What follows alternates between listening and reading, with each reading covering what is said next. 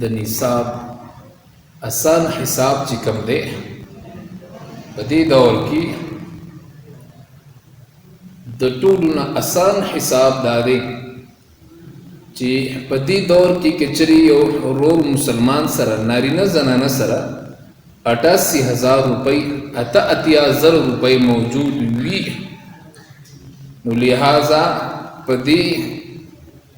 ورور مسلمان باندې په دې خور باندې چاہے چې دا نوجوان وي واده کړی وي او که نه یې کړی وي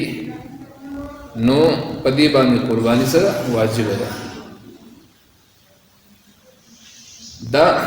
یا په یو کور کې دننه مشترکه خلک اوسېږي پلار او زامن ټول یو ځای اوسېږي او د دوی اخراجات ټول یو دي نو که په دې صورت کې بیا که د پلار صرف یوازې قرباني وکړي نو د ټولو طرف نه ټولو غاړه ازاده وي او که جدا جدا نو بیا به ځان ځانه کوي دویم نمبر چې اکثر کسان داسې وي چې خپل اور باندې قرباني واجب وي قرباني اور باندې خپل واجب وي او خپل نه کوي واجب نه ادا کوي او ثوابي کار کوي مور او پلار د پاره رشتہ دار د پاره قرباني کوي لہذا قرباني نه دی پکار